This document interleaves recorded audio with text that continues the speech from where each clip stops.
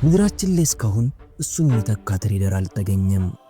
ማንም ሊሰብረው አይደለም ሊጠጋው ያልቻለ የትሬዲንግ ሪከርድ ባለቤት፣ የትሬዲንግ አባት በመባል የሚታወቅ በአንድ ሰሞን ትርፋማ በሆኑት ትሬዶቹ ምክንያት በመንግስት ክስ የተመሰረተበት፣ ከድሃ ቤተሰብ ምቾት ሲያገኝ ምንም ተስፋ በሌለበት አድጎ ዎል ስትሪትን ጨምሮ መላውን ህዝብ ያስገረመ ሚሊዮነሩ ትሬደር። ሴሚናሮችን ባዘጋጀ ቁጥር በሺ የሚቆጠሩ ትሬደሮች የሚታደሙበት የብዙ ሰዎች ምርጫ የሆነው የአይሲቲ ኮንሰፕት መፈጠር ምክንያትና የማይክል ሜንቶር የሆነው ሌሪ ዊሊያምስ እንዴት ከዛ ድህነት አረንቋ ተላቆ ታሪክ ሊሰራ ቻለ? ማንም ሊሰብሮ ያልቻለውን ሪከርድ እንዴት ያዘ? እንዲሁም ክስ ሊመሰረትበት የቻለው ምን ቢያደርግ ነው?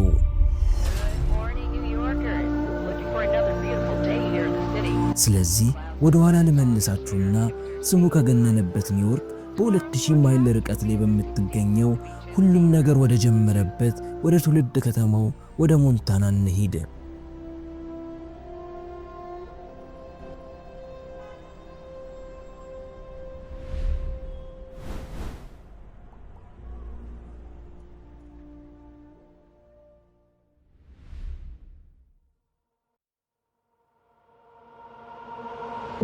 በአቧራማውና የከብት እርባታ በሚበዛበት የክረምት ወቅት ረጅም በሆነበት ሌሊቱን ሙሉ የነዳጅ ማጣሪያ ፋብሪካዎች በሚሰሩበት በሞንታና በምትገኘው ማይል ከተማ አንድ ሕፃን ልጅ ተወለደ። ስሙ ሌሪ ዊሊያምስ ይባላል። የመኖር ህልውና ጠንክሮ መስራት በሆነበት በ1942 ወቅት ነበር። በሞንታና ውስጥ የምትገኘው ማይል የተባለችውም ከተማ በጣም አነስተኛ ስፋት ያላትና በውስጧ ወደ 8000 የሚጠጉ ሰዎች የሚኖሩባት ከተማ ነች። እና ይቺ ከተማ ለሌሪ ከሌሎች ትልልቅ ከተሞች በላይ ብዙ ነገር የተማረባት ነበረች። የሌሪ አባት በነዳጅ ማጣሪያ ውስጥ ይሰራል። ስራው ከባድና አደገኛ ነው። ከዚህም ስራ በሚገኘው ገቢ ለዕለት ጉርስ የሚሆን አያጡም ነበር። በክረምት ወቅት ሌሪ አባቱን ተቀላቅሎ ይሰራል። በዚህም ስራ ላይ የማሽነሪ ጩኸት፣ የድፍድፍ ዘይት ሽታና የረጅም ጊዜ ፈረቃዎች ፍልሰት የመጀመሪያውን ትልቁን ትምህርት የወሰደበት ነበር። ምንም ነገር በቀላሉ አይመጣም። ለሁለተኛ ደረጃ ትምህርት ሲደርስም በሞንታና ሌላኛዋ ከተማ በሆነችው በቢሊንግስ መከታተል ይጀምራል። ሌሪ በነዳጅ ማጣሪያ ሲሰራበት የነበረውን ያንን ጥንካሬ ወደ እግር ኳስ ይቀይረዋል። ሌሪ በጨዋታ ላይ ጎበዝ ስለነበር ትልልቅ የስቴት ውድድሮች ላይ ለመቀላቀል በቂ ችሎታ አለው።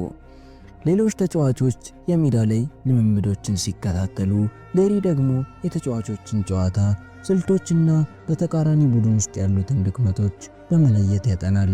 ታዲያ ነገሮችን በጥልቀት የማጥናት ልምድም ከክፍል ክፍል እየጨመረ ሄዷል። ከልጅነቱ ጀምሮ ነገሮችን እንዴት እንደሚሰሩ መረዳት ይወድ ነበር። የሁለተኛ ደረጃ ትምህርቱን ካጠናቀቀም በኋላ በ1960 ካውቦይ ወይም ቢሊንግስ የተባለችውን ከተማ ለቆ የህይወቱን አቅጣጫ ወደ ቀየረበትና በጥልቀት የማየት ልምዱን ወደሚተገበርበት ወደ ኦሪገን ዩኒቨርሲቲ በጆርናሊዝም ወይም ጋዜጠኝነት ዲግሪ ለመማር ይሄዳል። እሱም እንዴት ታሪኮችን መናገር እንደሚችል እንደሚማር አስቧል። በመጀመሪያ ላይ እቅዱን ይከተል ነበር። ክላስ መሄድ፣ ዲግሪውን መውሰድና ምናልባት አንድ ቀን ለጋዜጣ ጽሕፈት ላይ ለመስራት ያስባል። ነገር ግን ዩኒቨርሲቲዎች ላይ ስትማሩ ጥያቄዎችን ጠይቃችሁ እንድትረዱ የሚያደርጉበት መንገድ አላቸው። እናም አንዳንድ ጊዜ መልሶቹ ህይወታችሁን ሊለውጡ ይችላሉ። በ1962 የሌሪን ህይወት የሚቀይር ጥያቄ የተነሳው ኬኔዲ ስላይድ በሚባል ክራሽ ነበር። በሰዓቱ የነበረው የአሜሪካ ፕሬዝዳንት በብረት ፋብሪካዎች ላይ ዋጋቸው ለነበረበት እንዲመልሱ ጫና እያደረገባቸው ነበር እና የስቶክ ማርኬቶች በአንድ ሌሊት ወድቀዋል። ሌሪ ለምን ማርኬቱ ላይ ውድቀት ሊፈጠር እንደቻለ ምንም ሊገባው አልቻለም። እናም ለምን እንደሆነ ሲጠይቅ ሰዎች በስቶክ ማርኬቶች ላይ እንዴት ገንዘብ እንደሚሰሩ የተረዳው ያኔ ነበር። በትንሽ ማብራሪያም ብቻ ፍላጎት አደረበት። ስልጣን፣ ፖለቲካና ኢኮኖሚክስ በአንድ ጊዜ በቢሊዮን የሚቆጠሩ ዶላሮችን እንዴት እንደሚያንቀሳቅሱ አየ። ሌሪም የተወሰኑ ገንዘቦችን ለመስራት ስለፈለገ ማርኬቱን በተሻለ ሁኔታ ለመረዳት የኢኮኖሚክስ ኮርስ ይወስዳል። እሱም ገንዘቦችን እንዴት እንደሚንቀሳቀሱ እንደሚያብራራ ተስፋ በማድረግ ሞከረው። በምትኩ ግን ምንም ፋይዳ እንደሌለው አወቀ። ቁጥሮችና ቴዎሪዎች ምንም ትርጉም አልነበራቸውም። በኋላ ላይ ግን ይህ ነገር እንደማይሆንለትና እንደማይችለው አመነ። ለማርኬቶች የነበሩ የአካዳሚክ ትምህርቶች ለዊሊያም ላይሰሩ ይችላል። ነገር ግን ያ ጥያቄዎችንና ቁጥሮችን ለመረዳት ያለው ፍላጎት አላቆመም። አብዛኞቹ ተማሪዎች ምንም ግድ ሳይሰጣቸው ወደ ትምህርታቸውና መጽሐፋቸው ተመለሱ። ግን ሌሪ አልተመለሰም። ጥያቄውንም መጠየቅ አላቆመም። ማርኬቶች አቅጣጫቸውን እንዲቀይሩ የሚያደርጋቸው ነገር ምንድን ነው?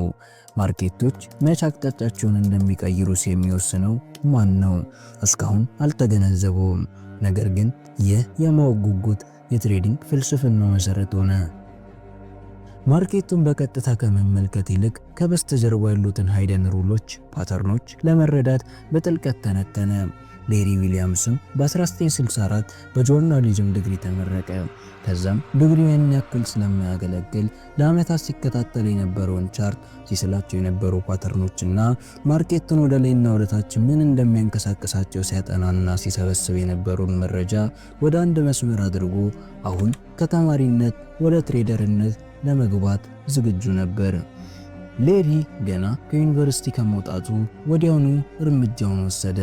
በአንድ ወቅት ጋዜጠኛ የመሆን ህልም የነበረው አሁን በትሬደርነት ተቀይሯል። ነገር ግን ሌሪ በወረቀት ላይ ያለ ነገር ቀላል መሆኑንና ቀጥታ ማርኬቱ ላይ ትሬድ ማድረግ ከባድ መሆኑን በፍጥነት ይገነዘባል። ልክ እንደ ብዙዎቹን ጀማሪዎች ሌሪ በሚገርም ኮንፊደንስ ጀመረ።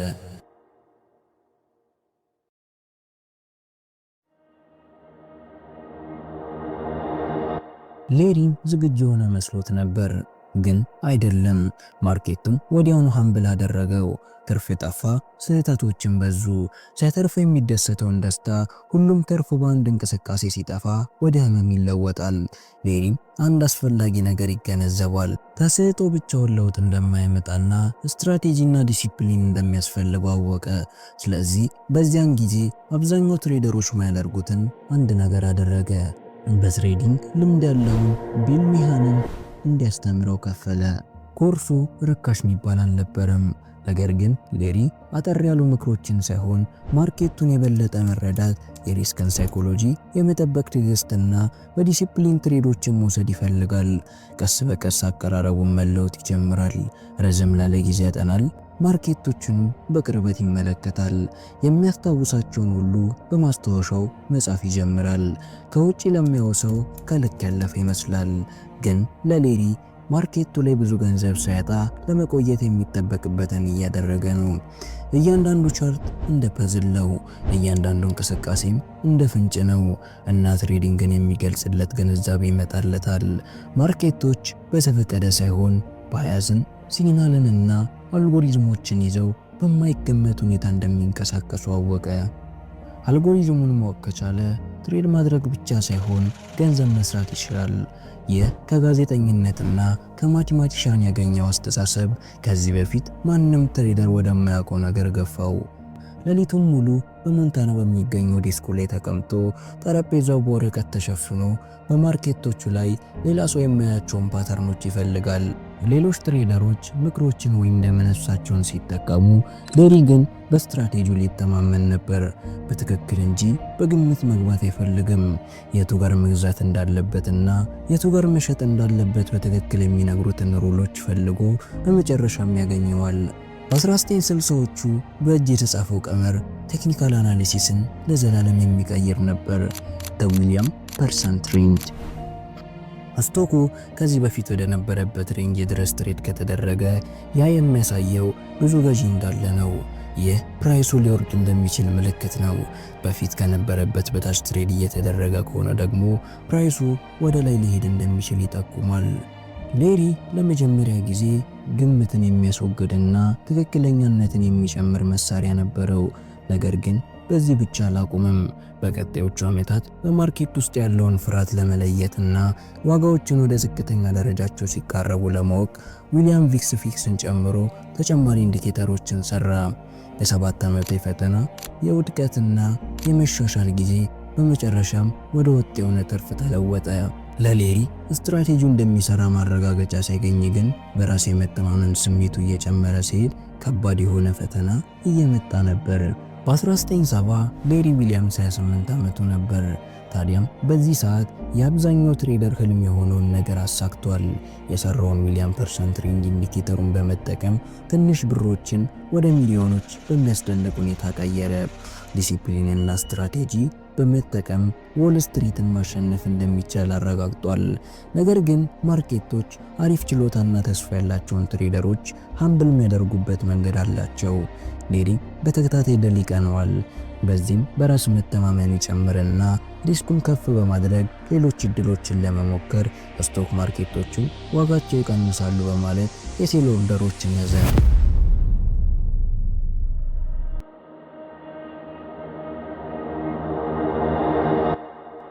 መጀመሪያ ላይ ልክ ነበር። ማርኬቱ ወረደ፣ የተወሰኑ ትርፎችንም እያገኘ ነበር። ነገር ግን ብዙም ሳይቆይ ማርኬቱ ከነበረው ጥንካሬ በይበልጥና በፍጥነት አቅጣጫውን ቀይሮ መጣ። እናም ትርፉ እንዳለ በአንድ ጀንበር ማለት ይቻላል ከሰራው ሚሊዮኖች ጋር አብዛኛውን አጥቷል። ለውጭ ተመልካች አደገኛ ይመስል ነበር። ለሌሪ ግን ከዚህም የከፋ ነው። ነገሮችን ችላ ላለ የትኛውም ትርፋማ ስትራቴጂ ቢሆን እንኳን ላይሰራ እንደሚችል ተገነዘበ። የማርኬቱን እንቅስቃሴ አውቆት ቢሆንም ግን ለረጅም ጊዜ በማቆየቱ ምክንያት ማርኬቱ ቀጥቶታል። ታዲያም አብዛኞቹ ትሬደሮች ከዚህ ኪሳራ በኋላ ያቆማሉ። ሌሪ ግን ትምህርት ወሰደበት እንጂ አላቆምም። ውድቀቱንም እንደ ነዳጅ ተጠቀመበት። ወደ ኋላ ከማፈግፈግ ይልቅ ማርኬቱን ሊያስረዳው የሚችሉ ድግግሞሽ ያላቸውን ስትራክቸሮችና ጥሩ እንቅስቃሴ ያለበትን ሰዓት መፈለግ ተያያዘ። እናም ያኔ ነው አስደሳች የሆነ ነገርና መላውን ስትራቴጂ የሚቀይር ንድፍ ያገኘው። በ1987 ሌሪ ዊሊያምስ ለ20 ዓመታት ያህል ያለ እረፍት ጠንክሮ በሥራ አሳልፏል። ኢንዲኬተሮችንም ሰርቷል። ከስህተቶቹና ውድቀቶቹም ተምሯል። ዲሲፕሊኑንም አሻሽሏል። አሁን ለትልቅ ፈተና ወርልድ ካፕ ሻምፒዮንሺፕ ኦፍ ፊውቸር ትሬዲንግ ዝግጁ ነበር። በምድራችን ላይ ያሉ ምርጥ ትሬደሮች ገንዘባቸውን ሪስክ አድርገው በ12 ወራት ውስጥ የሚወዳደሩበት መድረክ። ምንም ሰበብም ሆነ ሁለተኛ ዕድል የለም። ጥርት ያለ ስትራቴጂ፣ ትዕግስትና ውጤቱን መመልከት። ሌሪ $10,000 ብቻ ይዞ ገባ። ከአንዳንድ ተቀናቃኞቹ ጋር ሲነጻጸር በጣም አነስተኛ ነበር። ነገር ግን ስትራቴጂው የዊሊያም ፐርሰንት ሬንጅ፣ ቮላቲሊቲ ብሬክአውት ሲስተም እና የሪስክ ማኔጅመንት አይነቱ ተዘጋጅቶበት የመጣበትና አብዛኞቹ ትሬደሮችን ያስፈራ ነበር። ከወር ወር ትሬደሮች ቀነሱ። መጥፎ ትሬዶችና ስሜታዊነት አጠቃቸው። ሌሪ ግን ምንም አይነት ስህተት አልሰራም። እንደ ማሽን ትሬድ እያደረገ ነበር። እያንዳንዱ እንቅስቃሴ ትክክል፣ እያንዳንዱ ሪስክ የተሰላ ነው።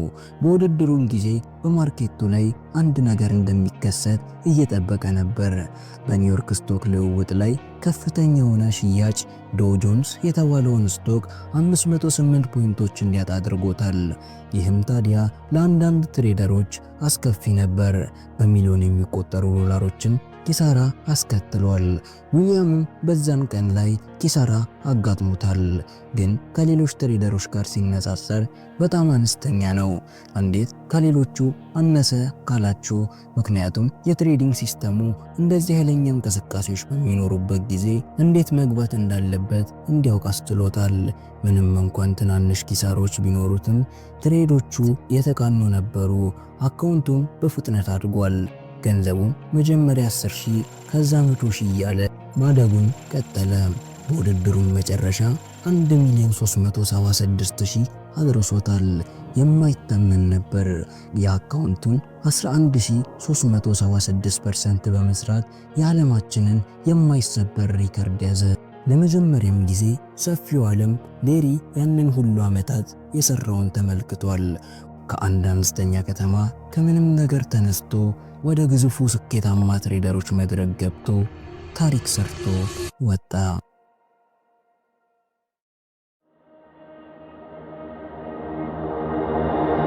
በ1987 ሌሪ ዊሊያምስ ገንዘብ ካገኘ በኋላ ጡረታ መውጣትና ትሬዲንግን ማቆም ይችል ነበር። መጥፋት ወይም ማቆምን አልመረጠም። ስኬቱን ከመደበቅ ይልቅ እውቀቱን ለሌሎች ማካፈል ጀመረ። የማስተማሪያ ዝግጅቶችንም ፈጠረ። ስለ ትሬዲንግ መጽሐፎችን ጻፈ። የፈለሰፋቸውንም ቴክኒካዊ መሳሪያዎቹንና ኢንዲኬተሮቹንም አጋራ። በዓለም ዙሪያ ያሉ ትሬደሮች እንዴት በተሻለ መንገድ ትሬድ ማድረግ እንደሚችሉ እንዲማሩ ረዳቸው። ዊሊያምስ ፐርሰንት ሬንጅ ኢንዲኬተሩንም በቴክኒካል አናሊሲስ ውስጥ በስፋት ጥቅም ላይ ከሚውሉ መሳሪያዎች አንዱ ሆነ። ሌሪ ሁል ጊዜ ትሬድ ስሜታዊ ወይም ግራ የሚያጋባ መሆን እንደሌለበት ያስተምራል። ከዚያም 1997 መጣ። ሌሪ አስደናቂ ድል ካሸነፈ ከ10 ዓመታት በኋላ ሴት ልጁ ሚቼል ዊሊያምስ አባቷ ያሸነፈበትን የትሬዲንግ ውድድር ተቀላቀለች። ገና 17 ዓመቷ ነበር። አባቷ የነገራትን ስትራቴጂ በመጠቀም 1000% በመስራት ውድድሩን አሸነፈችና የዊሊያምስ መንገድ ትክክል እንደሆነ አስመሰከረች። አባትና ልጅ አሸናፊ ሲሆኑ ታይቶ የማይታወቅ ነበር። ሚቼል ብቻዋን ስኬትን አላገኘችም። ባለፉት ዓመታት የሌሪ ተማሪዎች ስኬታማ ሆነው ወርልድ ካፖችን አሸንፈዋል። ነገር ግን የሁሉም ነገር መሰረት ጀግናው ሌሪ ዊሊያምስ ነው። ይህንን ለመስራት ብዙ ዓመታት ሰውቷል፣ ግን አሁን ለሁሉም ሰው ለማጋራት ፈቃደኛም ሆኗል። ማንም ሰው ተጠቅሞ ስኬታማ መሆን ይችላል። ሌሪ ትልቅ ቦታ ላይ ለመድረስ የግድ የሀብታም ልጅ መሆን እንደማያስፈልግና በትንሽዬ ከተማ ውስጥ ያውም በድህነት ያደገ ልጅ ትሬዲንግ ኢንዱስትሪውን መቀየር እንደሚችል አሳይቷል። ትልቅ ስኬት ብዙውን ጊዜ ፈተናዎች፣ ችግሮች ወይም መስዋዕቶችን ያስከትላል። እናም ቀጣይ አስቸጋሪ ፈተና ይገጥመዋል እና የሌሪ ችግር ከማርኬቱ ጋር ሳይሆን ከመንግስት ጋር ነው። እንደ አውሮፓውያን አቆጣጠር በ2006 ታዋቂውን ድል ካሸነፈ ከ20 ዓመታት በኋላ ዊሊያምስ በታክስ ማጭበርበር ክስ ቀርቦበታል። ታክስ ላለመክፈል ውጭ ሀገሮች ላይ አካውንት ከፍቷል በሚልና ውስብስብ በሆኑ ትረስቶች ገቢውን ደብቆ እንደነበር በመግለጽ ክስ ተከፈተበት። በዲሲፕሊንና በትክክል በመስራት ለሚታወቅ ሰው ሁኔታው በጣም አስደንጋጭ ነበር።